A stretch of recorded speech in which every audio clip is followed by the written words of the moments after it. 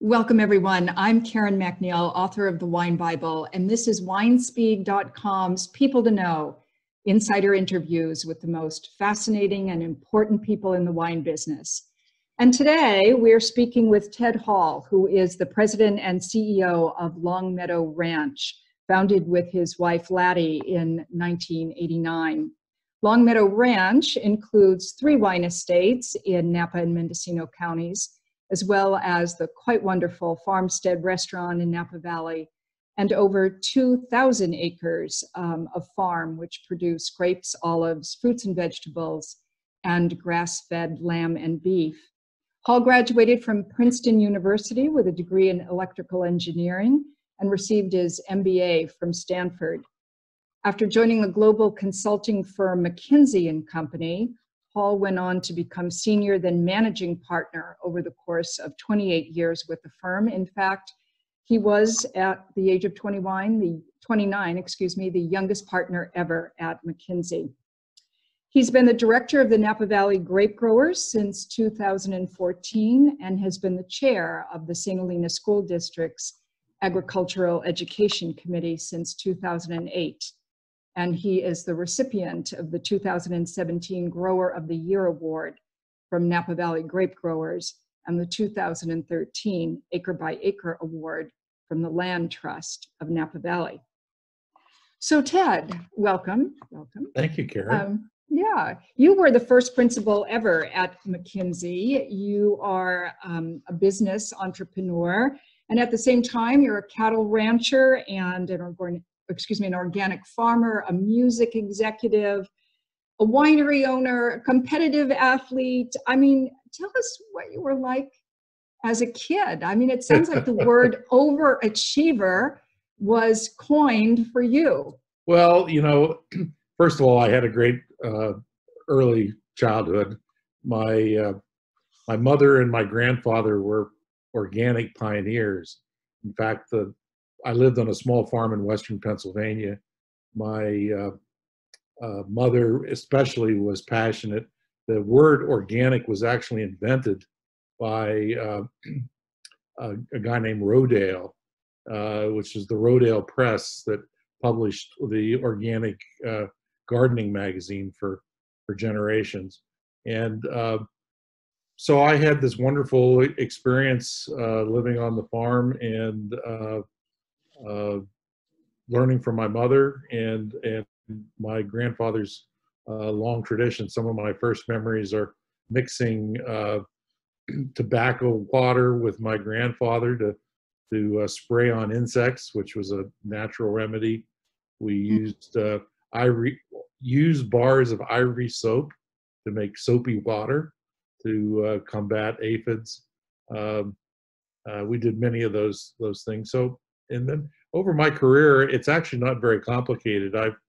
I've done 4 or 5 things over a very long period of time, and when you put in your 10,000 hours, good things happen.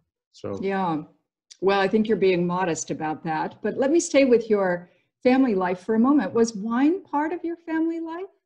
As a child, not really. It was only for special occasions. It's not really part of the Western Pennsylvania culture.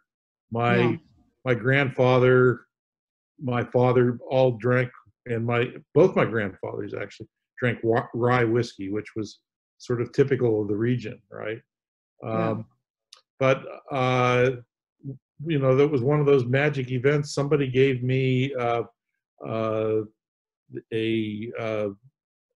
book about wine for a wedding present when Laddie and I came to California and had a little bit of time before I started at Stanford. I read the book cover to cover and started exploring the local retail stores. And then serendipitously, I met David Benyon, who was one of the founders of Ridge. And we had a common interest in that he had been a professor at Stanford. In electrical engineering. And he was one of the 5 founding families at Ridge. I happened to go up there for a visit, met him. He was leaning against the split rail fence. We got into this great conversation. I had some extra time on my hands. I, had all this early childhood farming background. The next thing I know, I've decided in 1971 to make wine as an amateur, which was unheard of at the time. Absolutely unheard of. The wine fad didn't really begin until the later in the 70s. And they were very gracious. And I made wine for 17 years, vintage 1971 through 1986, before we decided to move here to the Napa Valley. Well, let me pick up on that, because you did move to the Napa Valley and founded an estate in the Mayacamas Mountains, Long Meadow Ranch. You made your first wine in there, professional wine, commercial wine, in 1994. But I understand that you didn't quite retire from McKinsey yet. How did you decide to finally leave McKinsey, such an important business, global firm, and you went from this very intense business world at McKinsey to probably very intense agricultural world of Long Meadow Ranch. But how do you go from business to agriculture like that? Well, I mean, agriculture is sort of daily problem solving, and people even ask me. I was interviewed once for a alumni magazine at Princeton, and I pointed out that the physics, the biology, the chemistry that I learned as an undergraduate, I use every single day.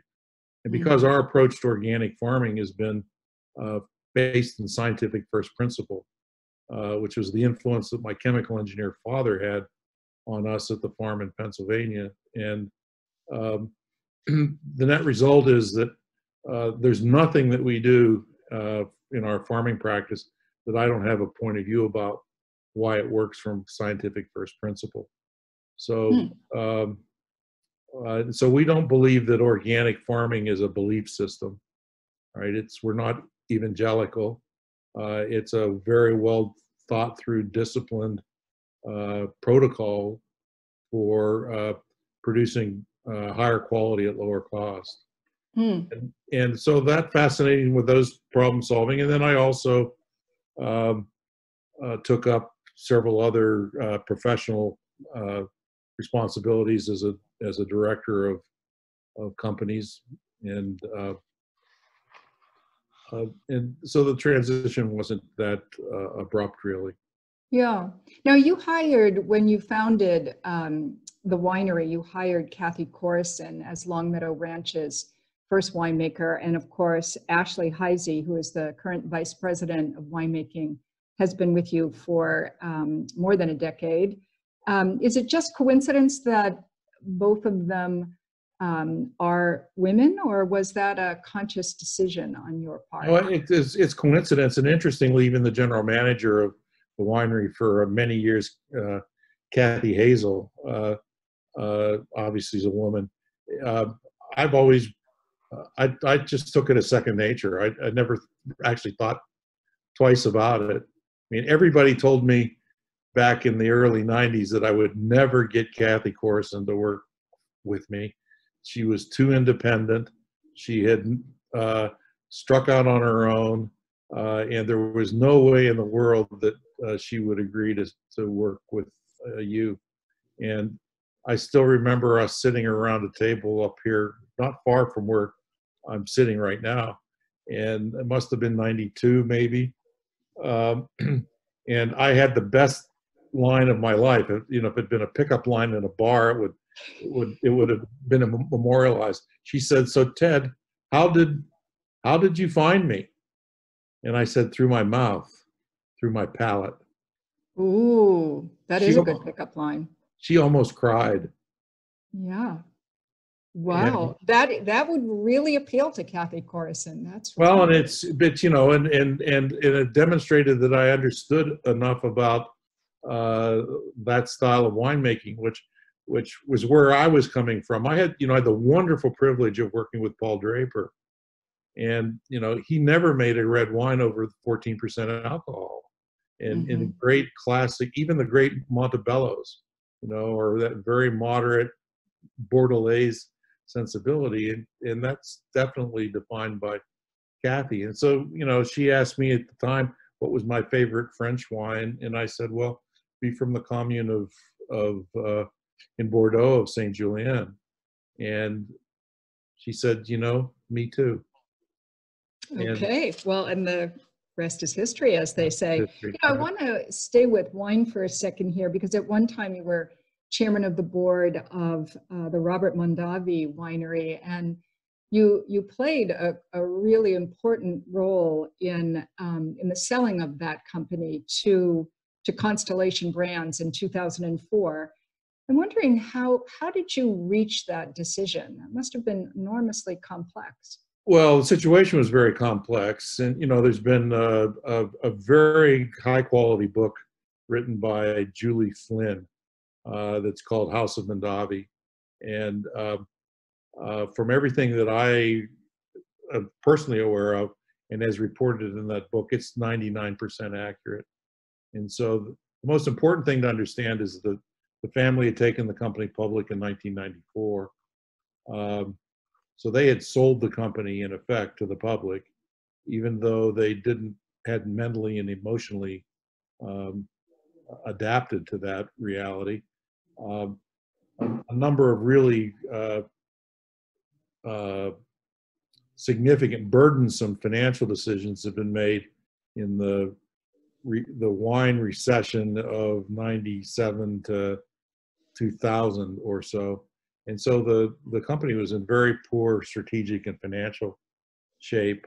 And the principals, especially Robert, as is public knowledge now at this point, you know, were well behind in their personal obligations because of the decline in the stock price. And so I actually devised a restructuring plan to split the focus of the company to more consumer brands like Woodbridge, and to refocus and recapture the distinctive claim at the high end, which had been somewhat diminished because of the presence of Opus One right across the street, which was their own project. What happened was in October of 2004, we received an unsolicited offer to purchase the company from Constellation. And it was of sufficient value that from a fiduciary standpoint, the board had to take that into serious consideration. So the plan that I developed basically never came to fruition, and we negotiated with Constellation and a number of other, as you can imagine, potential buyers, people like Diageo, and ultimately the way I prefer to describe it, and Richard Sands and I prefer to describe it, is that we merged and created the world's largest wine company, which it was at the time. And we merged for cash. And to their credit, I mean, they continued for a long time with excellent winemaking. The winemaker Janssens, I'm blowing a blank on her. Geneviève Janssens. Geneviève, yes, Geneviève Janssens. You know, it continued there for at least a decade longer. So, so it was a big surprise. To be honest, I think, you know, my skills and experience at McKinsey had a lot to do with that being a satisfactory outcome in the end. And in financial terms, it was extraordinary. The stock was 19 when I took over, and the Mondavi family, who got a premium for their stock because it had control associated with it, sold their stock for $62.50. So it was tens of millions of dollars of wealth created on the margin. Yeah, my goodness.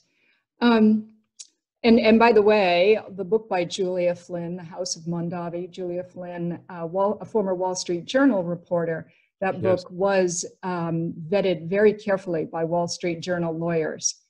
And I can recommend it myself as well. It's a quite extraordinary book, really a thrilling book to read.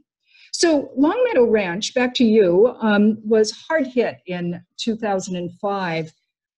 You were one of the wineries that whose wines were lost when an arsonist set fire to a storage facility where you kept a lot of your bottled wine inventory. And all of this, speaking of books, was also chronicled in another book by another reporter, Francis Dinkelspiel, in a book called Tangled Vines, another fantastic book.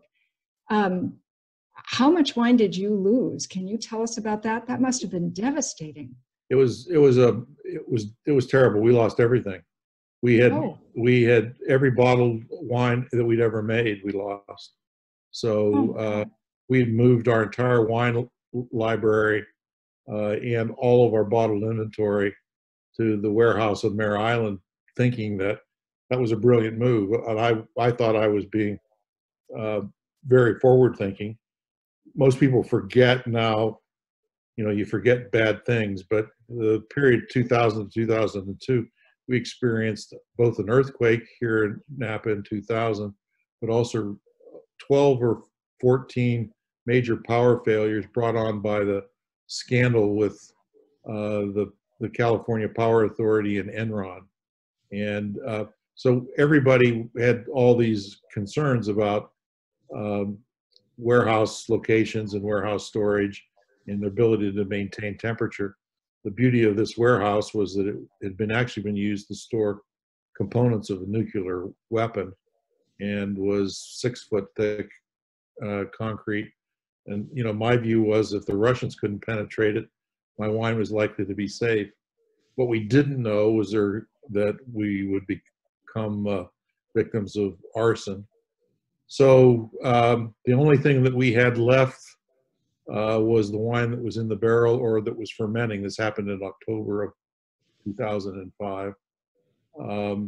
We also had a strategy at the time of we thought was very innovative, is that we were focused primarily on restaurants, on-premise sales, and we had a practice of holding back a larger proportion of our vintage at release, so that we ultimately would offer a paired releasing of, let's say, I think the pairing was 99 vintage and the 94 or 95, I don't recall.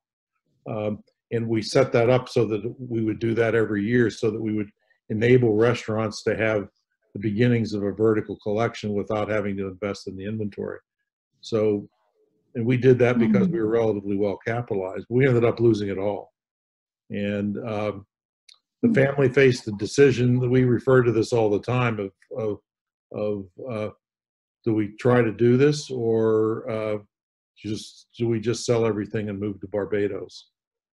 And that's what we say. And we made the decision that we wanted to build a more substantial organization, one that would warrant me and our son Chris spending a meaningful amount of their time, and also for it to be of sufficient interest that we could attract really strong professionals to want to spend a portion of their career with us. And so we've spent the last decade and a bit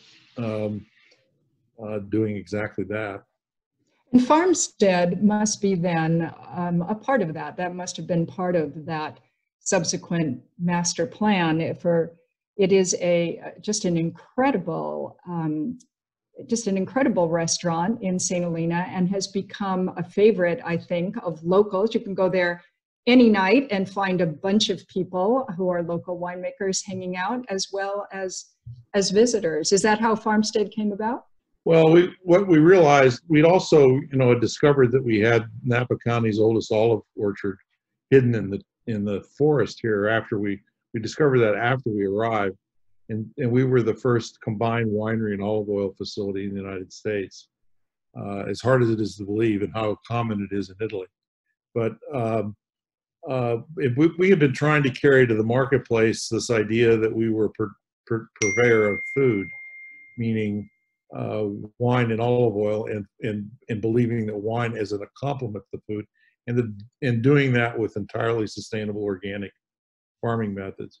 That's all a big mouthful, and is not an easy idea to communicate. And we struggled with how to create a stronger consumer identity, and ultimately concluded that given everything else we were doing, we would attempt to integrate forward in a way that would create a physical presence that would communicate who we are. And that's what Farmstead's all about. And it's worked. I mean, it's worked. It's, you know, I've had distributors, you know, crazy things happen that just amplify this. You know, I've had a distributor in Germany answer my question where they said, why do you want to carry our wine? And, you know, there's so many options, especially from the Napa Valley, that are really high quality. And their response right back was, look, we can't carry very many. We know that if our customers come to the Napa Valley, the odds are extremely high they're going to go to Farmstead. And when they come home, that's going to be a positive memory. And you're one of the few wines that they will remember they were introduced to. Wow. So there you go. Yeah, and they'll remember the beet recipe too, which I have to get from you at some point. I mean, absolutely everybody in my family loves those beets. Just quite Part of the secret is they are not peeled. I know that, yes, and they're not peeled. The flavor's in the skin. Yep, and the nutrients, right? Yes. Right. Yes. So, Ted, what kind of wine? Just thinking about wine specifically, what kind of wine do you not like? Like, people always ask you, I'm sure, what you love the best, but I'm curious if there's a style of wine you really globally that you just don't like. We find it very difficult to deal with high alcohol wines. Laddie and I had a bottle of a wine that I was expecting to be very good from Sicily 2 or 3 nights ago, and it was just it was on the verge of cough syrup. It was very, very ripe forward. I was part of my view for a long time is in the 70s, many people were making these monster zins, and the concept was that, you know, you harvest them really late, you get them from a mountain vineyard. Sometimes they would be port-like, right? They'd be like 17%, and the idea was you put all those inputs into the wine, and somehow they would magically turn into this wonderful velvety tapestry, and with a little bit of age. And what we discovered then was that a little bit of age, what you ended up with was cough drops and toothpicks, and you know, and it just doesn't work. So I have a real aversion to that. Yeah. And so that's also troubled me even way back when I was at Meadow. The notoriety of a number of the cult wines didn't make sense to me. Yeah. And many of them don't stand the test, right? So the people paid a lot for wines that when they open the bottle, they're terribly disappointed now, other than the fact they had the prestige of having the label in their cellar. Yeah. Now, you're a former trombonist. You've founded multiple bands, and you started a record label. You're a member of the National Academy of Recording Arts and Sciences. Like, any chance you missed your true calling? Well, I don't think I'm quite good enough, although I'm pretty proud. I'm not a former trombonist. I'm a trombonist. Oh, so I'm still performing, and I've been blessed by being just good enough to be in the ensemble with some of the greatest names. So, you know, I don't think I could have carried the bacon as a professional career, but you know, I've played with Arturo Sandoval and John Handy and Kurt Elling and just Tom Scott, just an incredible array of jazz musicians, and I've done that relatively recently. I mean, it still do.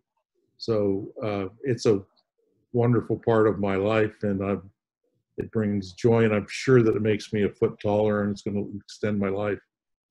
Do you consider yourself a competitive person? Only against the standard of excellence. So somewhere, somehow, that word means a lot to us. That's our motto: excellence through responsible farming. And we talk about that among our team. One of the powerful things about excellence is that you know that it's something other than not just good enough, right? You know it's not just good. There's some other higher standard. And so when we aspire to excellence, it pushes you. And I've tried to be excellent in everything that I've done my entire career. It's evident. And tell us something about yourself that most people would be surprised to learn. When they look at my physique now, they'd be surprised to learn that I was a highly ranked tennis player.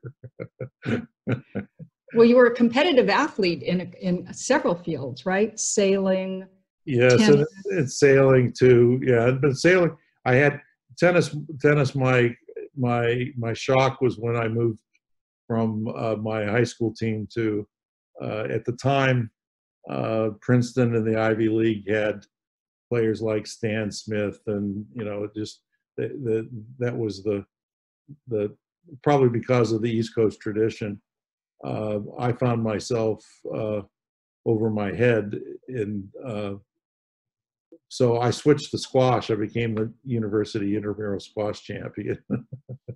But I've had far greater success in a absolute sense as a sailor. I've raced my own boat in the Transpac, finished second in our class, which is a major achievement. I've won many awards in that regard, and competed in some match racing in the 90s with the roster of who's who of sailing that all happened to be from here. Paul Kayard, who's one of the most famous America's Cup skippers, was the tactician on my boat.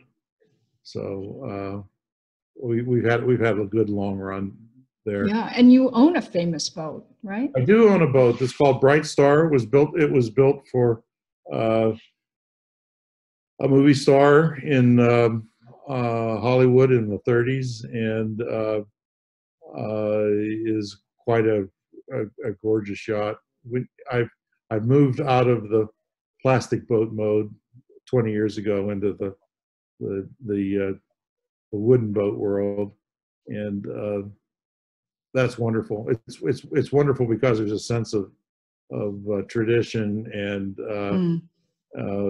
integrity of the construction. But also, if you once you step on a boat like this, what you discover is it's a little bit like going out in the vineyard. It's silent because there's nothing banging against the metal mast. There's no banging against the hull. All you hear is the foam of the water, the wind and the foam of the water, and that's wonderful. Oh my goodness, it sounds absolutely magical. And of course, I guess you like high maintenance things, because a wooden boat is the ultimate in high maintenance, even more than a restaurant, maybe. Yeah. I mean, it's a little bit. It needs constant attention. That's true. Yes. Well, Ted, thank you. And our full interview with Ted Hall is on winespeed.com's People to Know page. Please check it out. You will really love it. Again, Ted, thank you. My pleasure, Karen.